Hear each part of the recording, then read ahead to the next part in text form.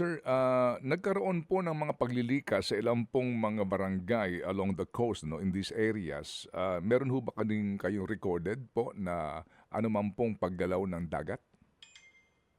Nagbabala ang DOST-PHIVOX kagabi nung na-upgrade nga yung magnitude na baka magkaroon ng unusual sea level changes. Kasi ang pagitan ng Cebu at Leyte parang batsaya na pwedeng kumilos. Pero after several hours naman na wala kami nakitang significant, ay tinanggal na po yun. Ang advice lang naman po, kung nasa tabing dagat, huwag pumunta doon at lumayo ng konti kung sakali. Opo. Pero sa ngayon po, after this quake, wala na pong inaasahan pa, ano ho? I mean, safe na po for... Wala naman po. Apo, okay. Except mga aftershocks. Okay. Yung pong aftershocks na ito, sir, ang recorded so far po na pinakamalakas ayon po sa PHIVOX?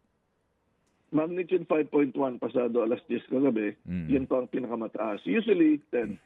Ang kung sakaling nakita na natin na yan, mga malalakas na lindol 6.9, ang estimate usually, rule of thumb, na aftershock na pinakamalakas ay 1 magnitude lower, like siguro 5.9. So far, mas mababa pa doon ang nangyayari mga aftershock. Doon po sa aming karanasan sa coverage doon sa Bohol, naalala po namin, meron pang aftershock na para mas malakas doon sa main shock eh. Hindi naman. Mas 7.2, 7.2, magnitude 6 plus ang nangyaring aftershock. Ibig sabihin, pag malapit ka sa epicentro, yung ramdam mo ng pagyanig, posibleng mas malakas kung saan ka dati, no? But definitely, ang feeling ng mga tao kasing lakas kasi intensity kasi hindi mo na nakukompute yung difference ng lakas, no? Range lang naman yun. Opo. Yun lang po pakiramdam, ano po, no? Parang doon sa mga nasa ibabaw ng lupa ng mga tao. Sir, ito hong aftershocks na ito, ilang araw po ito mararamdaman?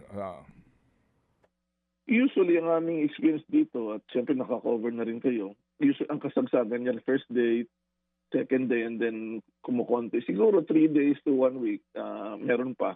And then unti-unti magti-taper down yung numero.